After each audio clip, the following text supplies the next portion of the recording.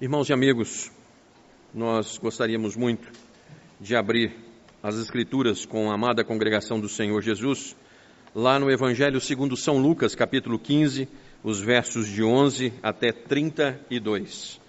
Evangelho segundo Lucas, capítulo 15, os versos de 11 até 32.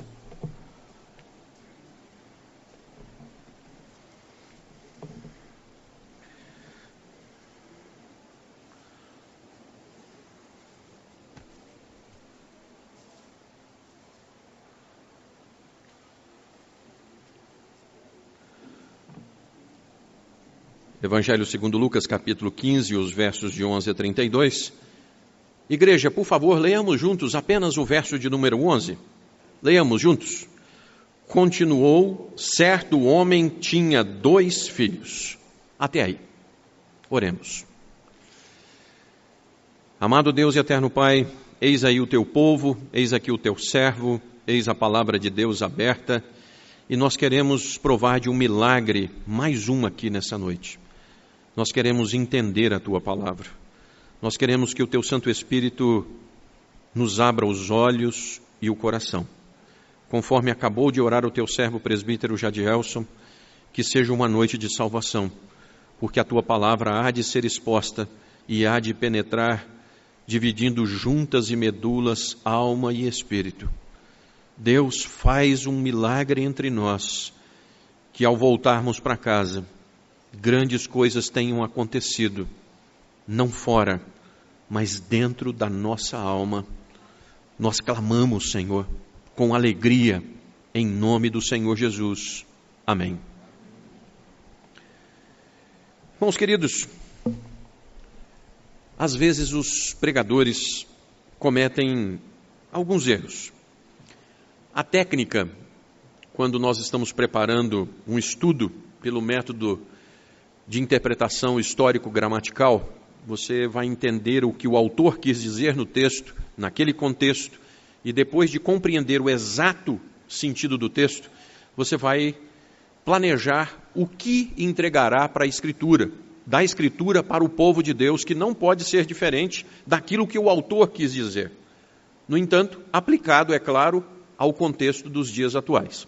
E às vezes nós colocamos lá objetivo específico, evangelístico, objetivo específico, doutrinário.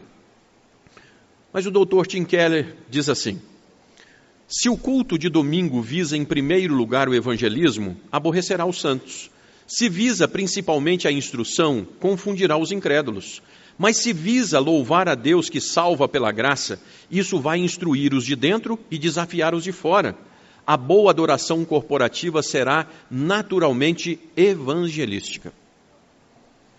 Então, quando nós ouvimos falar a parábola do filho pródigo, tenho certeza que muita gente vai dizer: puxa vida, mas eu já os vi não sei quantas pregações evangelísticas nesse texto. E você pode olhar que na maioria das Bíblias tem uma letrinha em negrito dividindo o texto: o filho pródigo. Irmãos, isso é lamentável, porque, por exemplo, nessa versão que eu tenho, todas essas contribuições foram retiradas. Com toda boa intenção, essa perícope não trata do filho pródigo. Nós veremos. Toda a porção não tem como objetivo o filho pródigo. Tanto é que o texto começa com a expressão continuou, pelo mesmo prisma, dando sequência ao pensamento. Jesus vai continuar na mesma linha. Então, irmãos, a palavra pródigo exprime em nosso vernáculo gastador, dissipador, generoso, mas o personagem principal aqui é mais do que pródigo. Irmãos, o senhor Manuel de Souza, então com 32 anos no Rio de Janeiro, vivia uma vida muito difícil.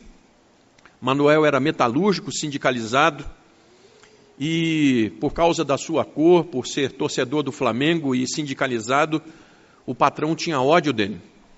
E depois de Manuel denunciar a empresa e ela perder 2 causas importantes, o ódio entre patrão e empregado acirrou, a ponto do Manuel ser muito humilhado, e como metalúrgico que era, ele marcou a data e disse assim: vou matá-lo tal dia. E fez uma barra de ferro e colocou exatamente onde ele passava no final da tarde. E foi amadurecendo a ideia. Chegando o dia, ele sai dali na véspera e vai para a famosa estação Dom Pedro II, da onde embarcava para ir para casa. Mas quando chegou na estação, tinha um pequeno grupo de pessoas chamando a atenção. E ele chegou lá para saber o que estava acontecendo. Um rapaz que não sabia pregar, o rapaz tentava pregar dizendo assim: Êxodo 23, irmãos e ouvintes, não matarás. E o rapaz rodava e não matarás. E foi uma pregação muito ruim do ponto de vista homilético. Mas a verdade é que em 24 de março de 1997, nosso irmão Manuel de Souza faleceu diante de um legado, de uma história abençoada por Deus, aonde naquele dia Deus o salvou com um versículo: não matarás. Quando nós olhamos para o filho pródigo, ele é mais do que um gastador. Ele está à beira de um precipício como esse e na hora H ele é salvo por Deus. Quantos aqui estão se vendo exatamente no meio de uma bifurcação, quando nós estamos nas encruzilhadas da vida e você diz: e agora? Para onde eu vou? O que eu vou fazer? Irmãos, o Deus das Escrituras é um especialista. Ele é um especialista em coisas perdidas a serem achadas. Coisas. E quando a Escritura nos chama de coisas, eu gosto muito, porque eu sinto um conforto tremendo. Eu olho para o espelho e vejo uma coisa. E o Deus das Escrituras é o especialista em salvar coisas. Por favor, você pode ir comigo em Lucas 15, 7? Vamos ler juntos Lucas 15, verso 7? Leiamos. Digo-vos que assim haverá mais júbilo no céu por um pecador que se arrepende do que por 99. O verso de número 10.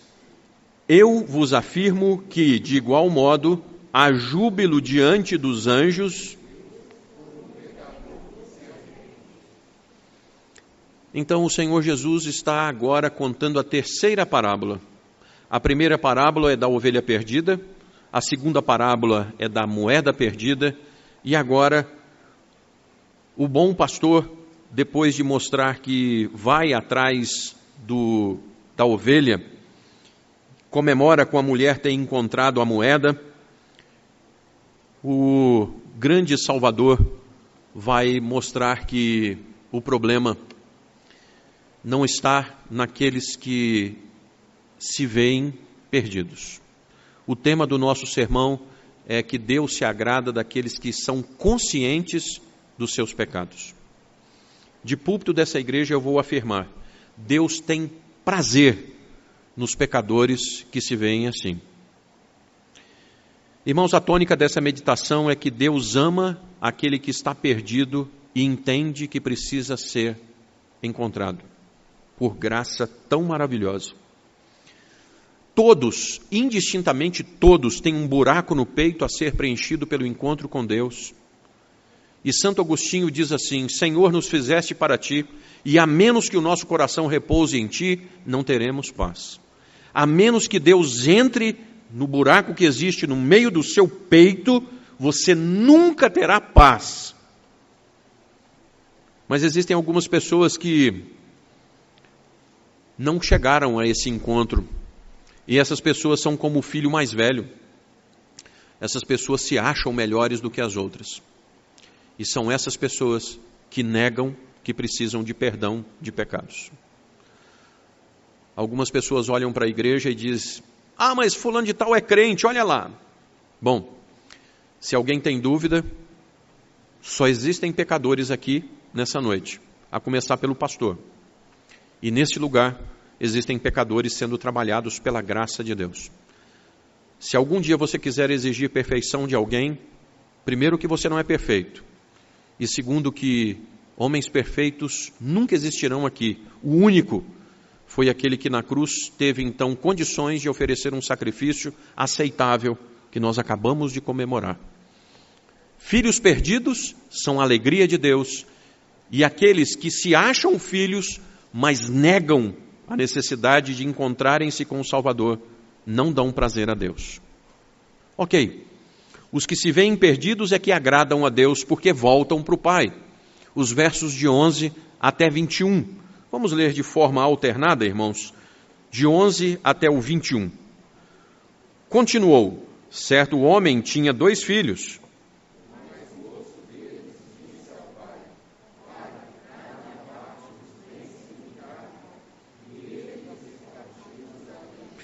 Passados não muitos dias, o filho mais moço, ajuntando tudo o que era seu, partiu para uma terra distante e lá dissipou todos os seus bens, vivendo dissolutamente.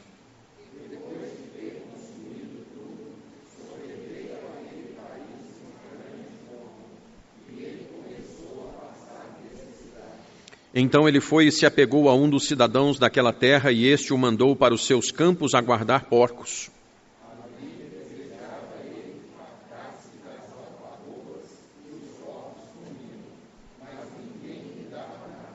Então, caindo em si, disse: quantos trabalhadores de meu pai têm pão com fartura, e eu aqui morro de fome?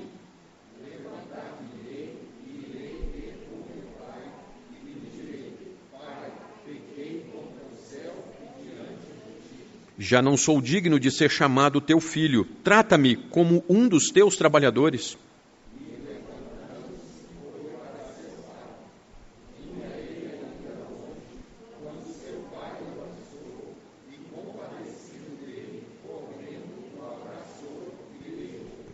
E o filho lhe disse: pai, pequei contra o céu e diante de ti. Já não sou digno de ser chamado teu filho. Até aí, até o 21. Obrigado. Queridos, esse jovem, em certo ponto da vida, não se via como perdido. Ele estava vivendo tudo aquilo que podia se dizer prazer. Quantos jovens chegam em determinados momentos da vida e não enxergam as bobagens que estão fazendo? Quantos jovens, por mais que se insista com eles, eles são até agressivos, rebeldes, desobedientes, como esse. Quem não olha para si e vê que precisa de algo, de alguém, vai vivendo. Vivendo, mas num dia cai na real, porque num dia a dor chega. Você já passou por esse momento? A dor é um dos melhores instrumentos de Deus.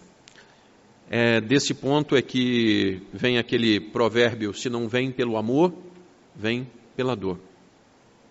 As pessoas reconhecem que precisam dos semelhantes e de Deus quando as coisas apertam. Você deixa de ser autossuficiente quando aquilo que você tinha pretensa segurança se esvai. É o verso de número 14, quando o texto diz assim: depois de ter consumido tudo. Então, depois que ele não tem mais dinheiro, aquilo que lhe dava segurança e prazer, depois que isso vai embora. Até esse dia o rapaz acreditava assim. E ele afastou-se da família, como se não fosse nada, e os prazeres fossem tudo maiores lá fora do que aqui dentro. Jovens, por favor, não acredite que o prazer da sua alma está lá fora, longe do seu pai, da sua mãe e das pessoas que verdadeiramente te amam, porque não está. Não vá, porque o preço é altíssimo e não existe um que dá certo. Não vá. Mas haverá o tempo de voltar. A saúde vai embora, o dinheiro vai embora e fica só quem verdadeiramente te ama, viu? E o episódio agora, no verso de número 15, mostra então um judeu a cuidar de porcos, a maior humilhação que um homem dessa raça poderia passar. E como desgraça nunca anda sozinho, além desse trabalho humilhante, ele ainda tem que comer lavagem para sobreviver. O texto não fala sobre isso, mas fala sobre as alfarrobas, que são bolotas, do verso de número 16.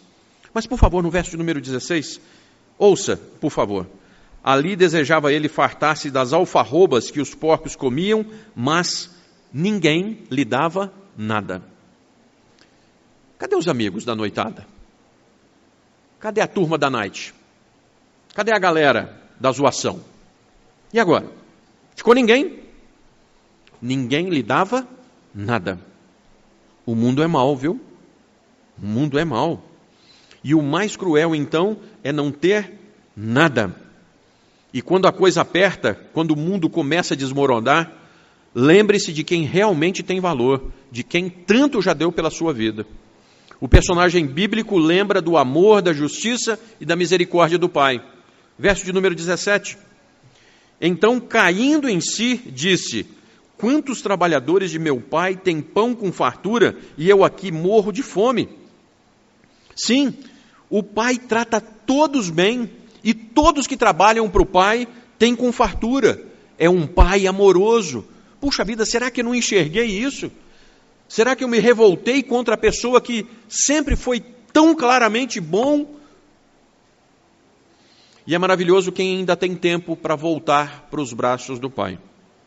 É maravilhoso quem ainda pode dizer: eu vou voltar.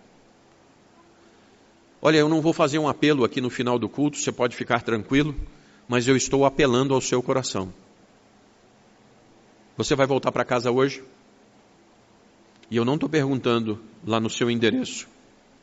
Você vai voltar para a casa do Senhor Deus, para o seu pai hoje? Você vai fazer isso?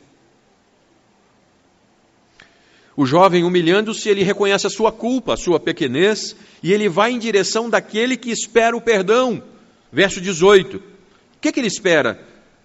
18 e 19.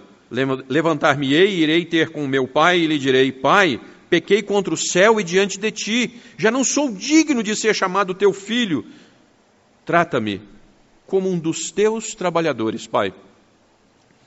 Esse jovem espera que o pai o escurrace, que ele cobre tudo aquilo que ele gastou dissolutamente. Nós somos assim, né, irmãos? Nós somos assim. Nós temos uma facilidade para fazer bobagem, mas nós somos bons nisso. Meus irmãos, minha netinha, a Laurinha, está com 6 meses. Está vindo mais uma aí. Mas quando juntam os 3 lá em casa, eu tenho certeza que o vizinho de baixo clama a Deus. A turma é da pesada. Você não tem que ensinar menino a fazer nada errado. O bichinho é bom nesse negócio. Então nós somos bons em fazer o que não presta, mas nós somos bons nisso.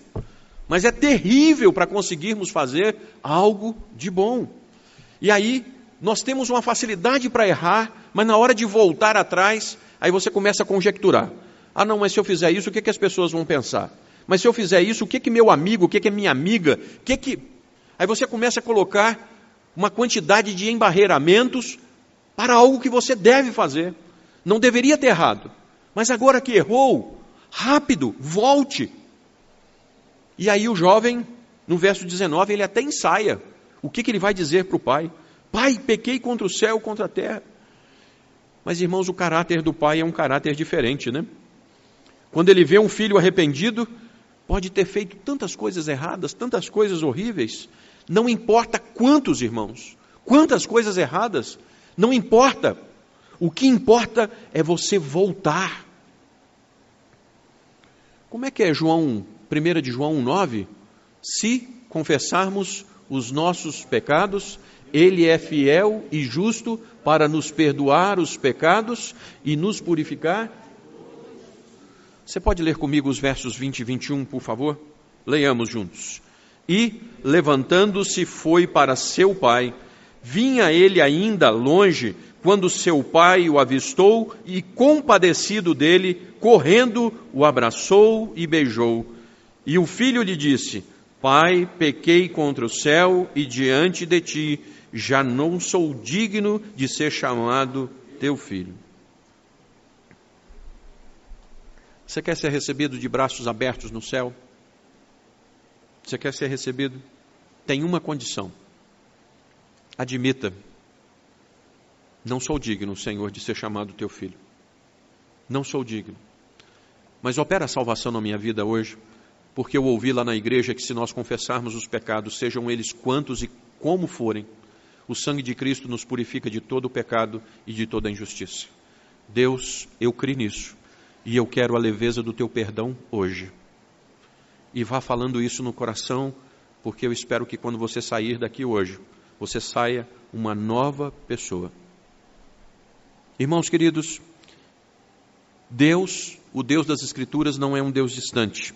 Embora Ele seja tão grande, tão santo, tão tudo, Ele importa-se com seres pequeninos que vão até Ele. E na verdade é Ele que está vindo em sua direção. Irmãos, o Senhor é aquele que deu o seu único filho para que os perdidos fossem novamente ligados.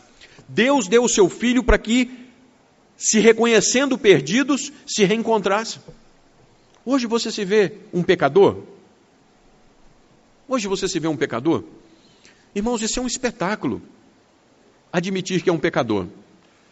A primeira vez que eu cheguei lá no seminário, o professor de Novo Testamento falou assim: ô pecador! Aí eu olhei para trás, né? Ele estava falando comigo. E eu fiquei bravo. Falei, alguém contou alguma coisa para esse homem da minha vida? Me chamou de pecador? E aí foi piorando, porque quanto mais as aulas passavam, mais pecador ele me chamava, umas 4, 5 vezes na aula. E depois eu fui convertendo, irmãos. Porque é uma delícia quando você se enxerga pecador. Pecador, sim, lavado e redimido no sangue de Cristo. Pecador, sim, pecador que não tem mais um escrito de dívida que foi cravado na cruz do Calvário. Você se vê como um perdido? Existe um pai que está batendo a porta do seu coração e você já está na casa dele, viu? Só falta você dizer: eu confio nesse teu grande amor, me recebe em teus braços. O profeta evangélico Isaías, ele diz assim: pois o Altíssimo, o Santo Deus, o que vive para sempre diz: eu moro num alto e santo e alto lugar sagrado, mas moro também com os humildes e os aflitos, para dar esperança aos humildes e aos aflitos novas forças. Por favor, irmãos, no verso de número 20, a palavra compadecido está ali. Significa amor misericordioso. Por favor, dê uma olhadinha no texto aí, até o verso de número 21. Quantas palavras o pai disse para o filho? Qual foi o interrogatório? Qual foi? Nenhuma. Nenhuma palavra. Às vezes nós ficamos postergando tanto voltar para casa. Ah, mas como é que Deus vai me tratar? Só assim. O que o pai fez, irmãos? 2 coisas. O pai viu o filho, correu e o abraçou. Você está com saudade de abraço? Eu estou com saudade demais da conta. Mas eu estou com muita saudade de um abraço. Não tem nada mais gostoso que um abraço. E nessa noite Deus vem. Aqui, volta para casa. Estou esperando para te dar um abraço. Volta para casa. Os que se reconhecem perdidos são os que agradam a Deus. Em segundo lugar, porque são a alegria dos céus. Versos 22, 23, 24 e 32. Versos 22, 23 e 24 e 32. Vamos ler juntos, por favor? E levantando-se... Não, o 22. O pai, porém, disse aos seus servos: trazei depressa...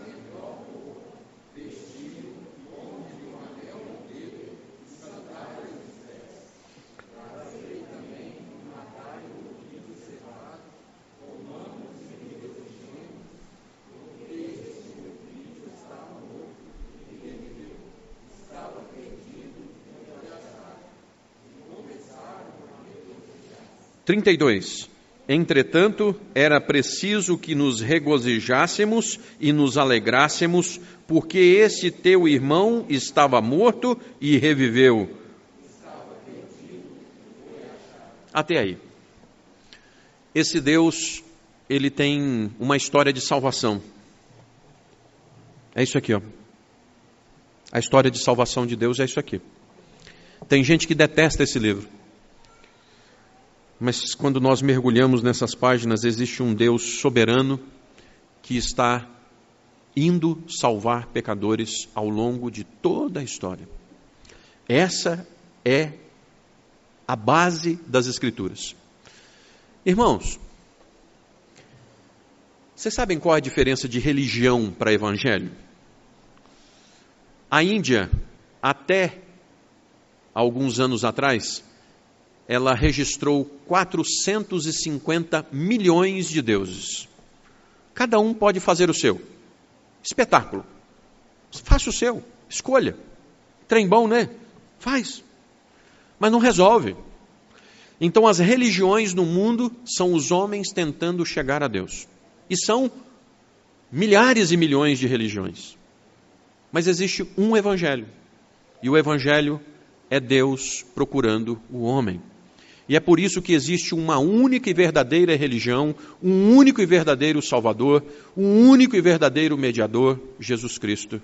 Porque Jesus é o único caminho que leva ao único Deus vivo e verdadeiro. Nunca se ouviu, então, alguém que buscasse esse Deus e que não fosse acolhido por esse Deus. Com uma observação, aliás, duas. Quando você não aguenta mais, quando o amor de Deus vai te cercando, e você diz assim, Pai, agora eu não aguento mais. E aí quando você diz, eu me rendo, você bate na cabeça e diz, por que eu não fiz isso há mais tempo?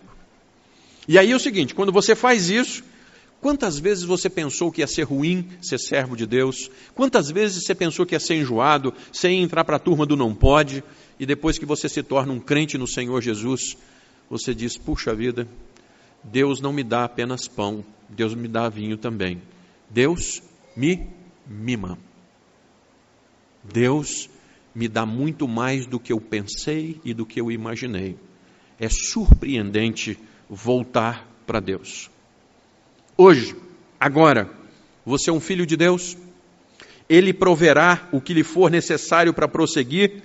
Sim, mas antes nós temos que celebrar a sua confissão e a sua dependência única de Cristo. Você fará isso hoje? Hoje você fará? É isso que Paulo diz, aquele que está em Cristo é uma nova criatura, as coisas velhas passaram, eis que tudo se fez novo. É isso que é o centro da reforma, o justo viverá pela fé. E é isso que Romanos 5,1 diz, justificados, pois, mediante a fé, temos paz com Deus por meio de Cristo Jesus, o nosso Senhor. Sabe quando você toma uma decisão dessa? Aí você volta para algumas pessoas que você não via há alguns anos, né? Tudo bem? Aí a pessoa olha para você e fala, está diferente, né? Um brilho diferente aí no olho. O que você fez? Cortou o cabelo? Porque existe algo novo na sua vida. Deus está fazendo uma obra. Aí no verso de número 23, irmãos, não é só Deus tirar as coisas do verso de número 22, os bens pessoais, né, e dar coisa melhor, roupa, anel, sandália. O verso 23, trazei o novilho cevado, comamos e nos regozijemos. Acontece algo extraordinário, porque quando Deus entra na nossa vida, muda a cabeça, muda a forma de pensar. Aquilo que era para tirar vantagem antes, já não é mais. Aquilo que eu tinha prazer antes, não tenho mais. Mas, por favor, eu gostaria de apertar um pouquinho com você nessa noite. Vou apertar um pouquinho. Verso de número 24, por favor. Eu vou ler. Porque este meu filho estava morto e estava perdido e começaram a regozijar-se. Aí no verso de número 32, o Senhor repete, né? Para ver se a gente entende, tá?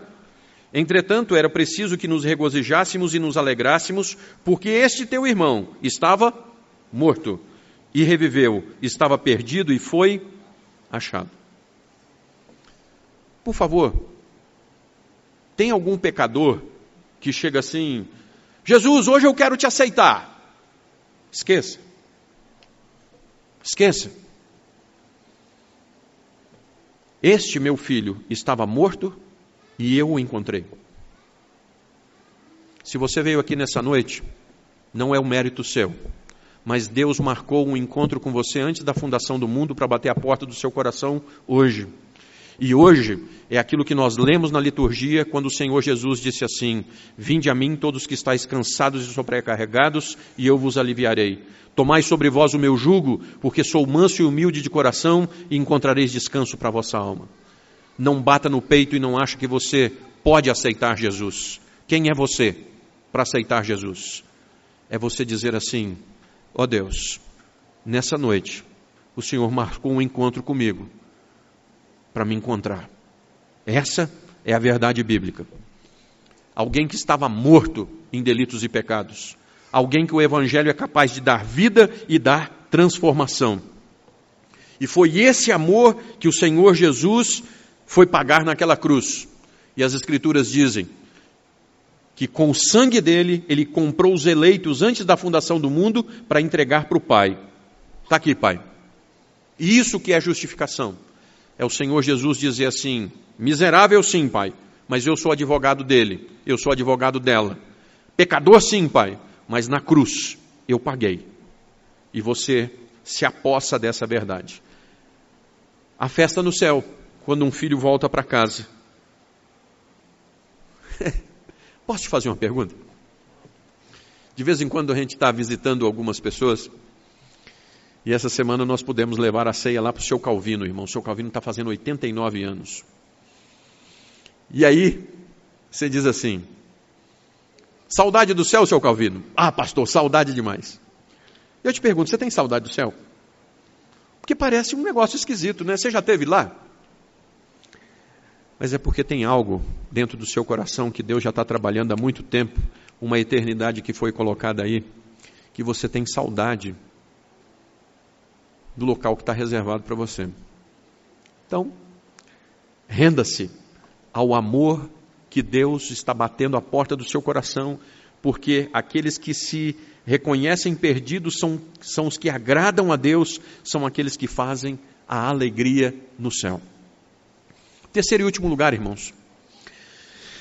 Os perdidos são aqueles que agradam a Deus, mas os que se pensam perfeitos não.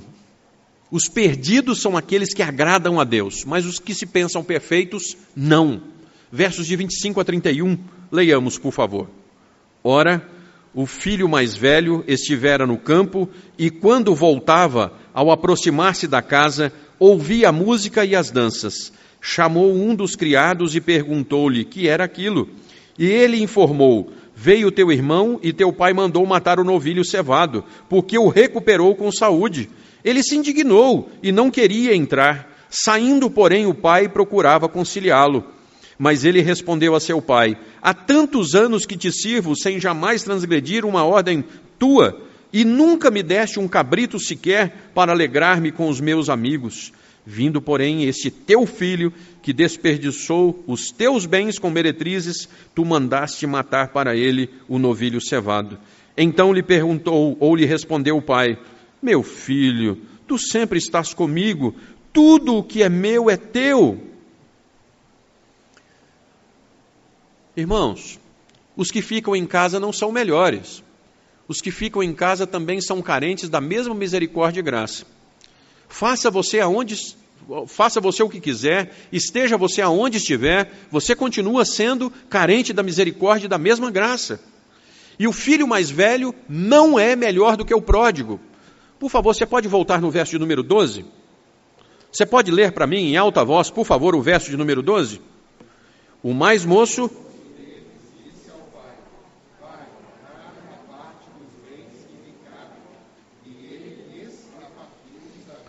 Por favor, a última frase eu vou ler de novo. E ele lhes repartiu os haveres. Quantos dos filhos receberam a herança? Os dois. O filho mais velho disse em alto e bom tom que disse o mais novo: pai, eu queria que o senhor já tivesse morrido para ter repartido a nossa herança. A mesma coisa. Mesma coisa. O naipe dele não é diferente do mais novo. Mas ele se acha. E pelo discorrer da parábola, entender-se-á que o Senhor Jesus está tratando de filhos mais velhos, dos judeus, fariseus, que tinham recebido tudo de Deus, mas não são melhores.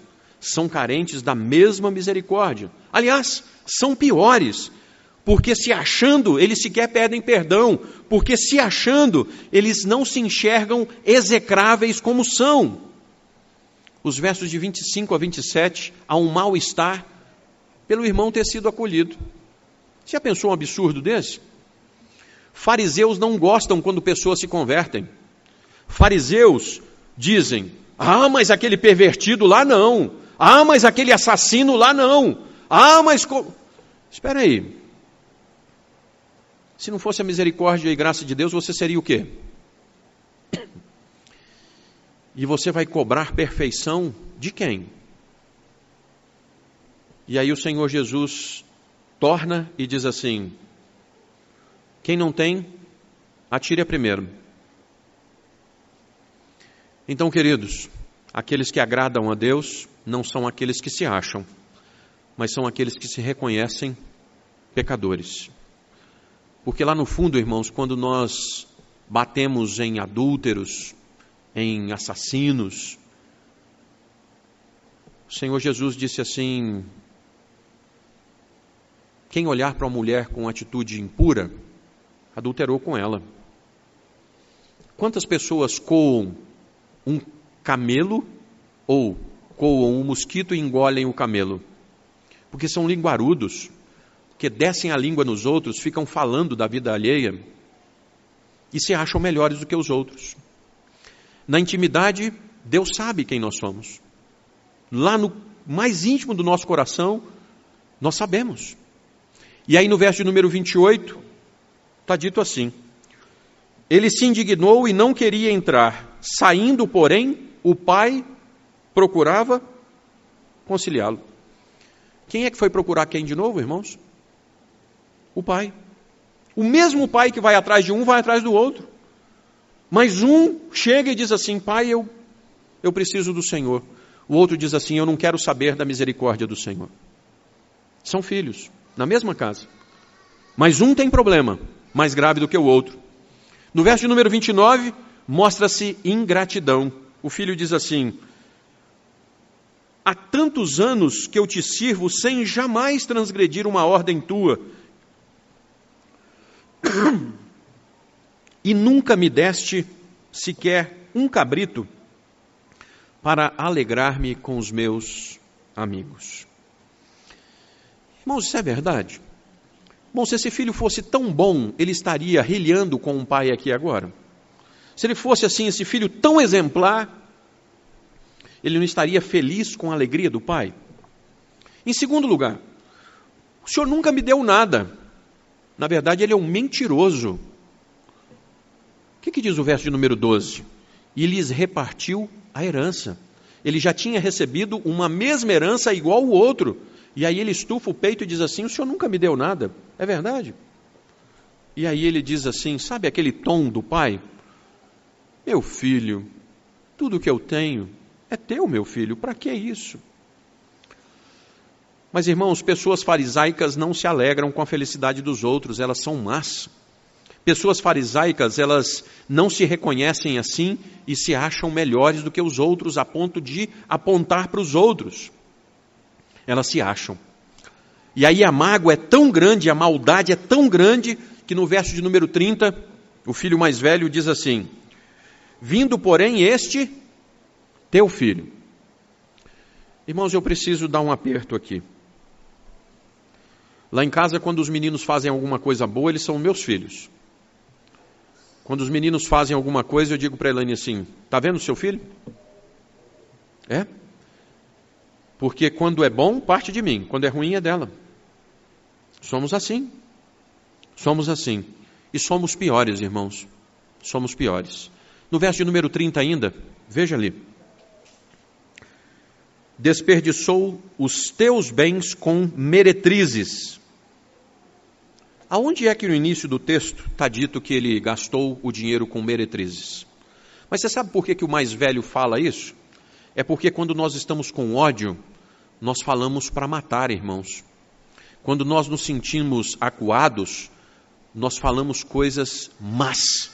nós queremos matar a pessoa com a palavra, e nós somos injustos, inverdadeiros, nós somos maus, nós somos fariseus, filhos mais velhos, que não têm coragem de dizer: Pai, eu pequei contra o céu e contra a terra, me perdoe pela forma como eu tenho tratado os meus irmãos, me perdoe como eu tenho tratado a minha família, me perdoa.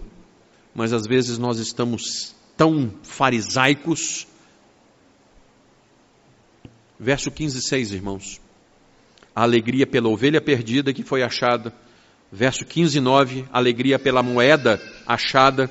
E agora não haveria de haver alegria pelo filho morto que foi achado e revivido. Fariseus são pessoas que preferem coisas a pessoas. Mas você não é assim não, né? E aqui eu preciso concluir, irmãos. Perdidos é que agradam a Deus.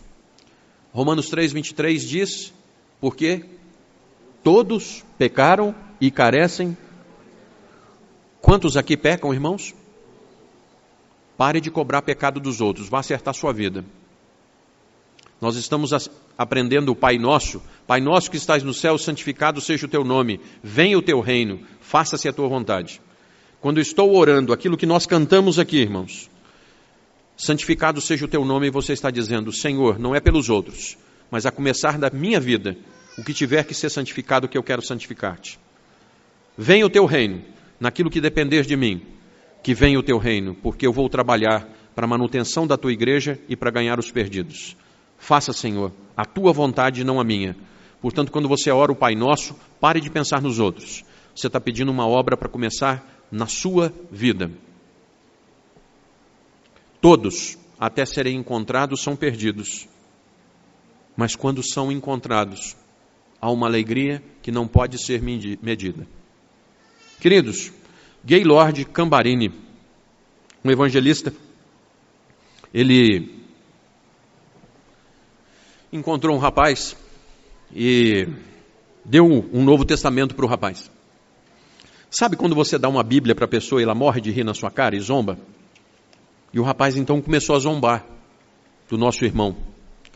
E ele disse assim: pastor, eu vou fumar esse trem todo, pastor. E é verdade, né? As folhas da Bíblia são fininhas.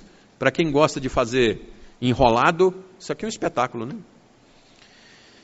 E o pastor topou e disse para aquele jovem: uma coisa só eu te peço. Você pode fumar o Novo Testamento inteirinho, mas antes disso, você tem um compromisso de ler a Bíblia que você vai fumar, a página.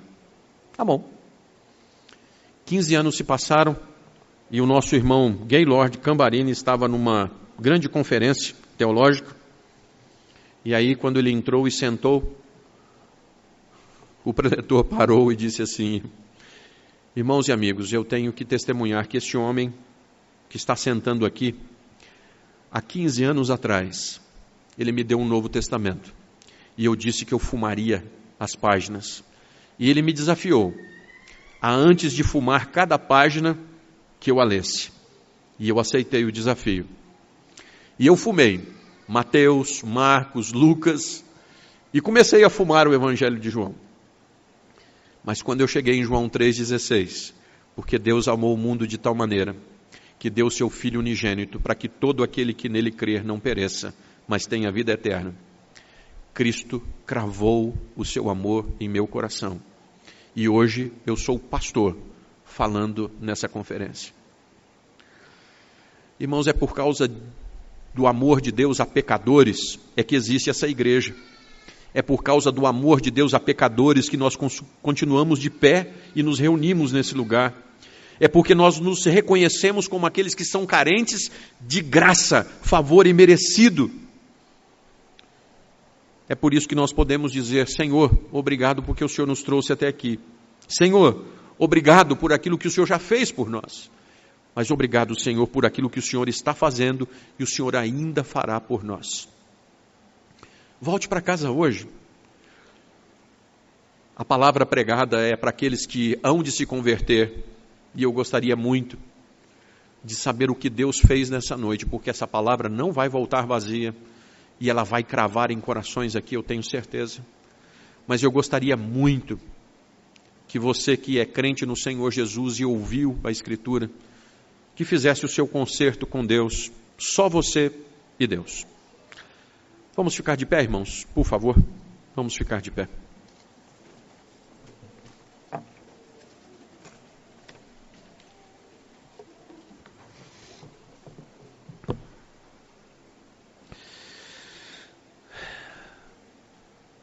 Senhor Deus, mesmo quando nós entramos lá no escondido do nosso quarto, mesmo quando a casa está sozinha, se nós subimos ao mais alto dos montes ou descemos ao mais profundo abismo, lá estás. Não tem como nos escondermos do Senhor. Os teus olhos nos traspassam. O Senhor sabe quem somos. E o Senhor trouxe-nos aqui nessa noite para tratar conosco. Nós queremos, ó Deus, que o Senhor nos ajude a voltar para casa com uma certeza tremenda que o Senhor falou ao nosso coração. Nós gostaríamos muito, ó Deus, que nessa noite houvesse uma tremenda festa no céu por pecadores que estão voltando para a casa do Pai, porque ouviram o chamado do Senhor. Então, glorificado seja por todos aqueles que estão conosco, pelo Marquinho, pela Bebel. Deus, que alegria pelas famílias reunidas, mas que alegria, porque somos uma grande família de famílias, querendo que os nossos queridos cada vez mais tombem aos pés da cruz. Que assim seja, Senhor, para a glória do Teu santo nome, e nós esperaremos no que o Senhor fez. Em nome de Cristo, amém. Recebei a bênção, queridos. Que a graça e a paz do nosso Senhor e Salvador Jesus, que o amor de Deus, o eterno e todo-poderoso Pai, que as consolações benditas e doces do Deus Espírito Santo estejam convosco e com todo o Israel de Deus, agora e para todo sempre. Amém.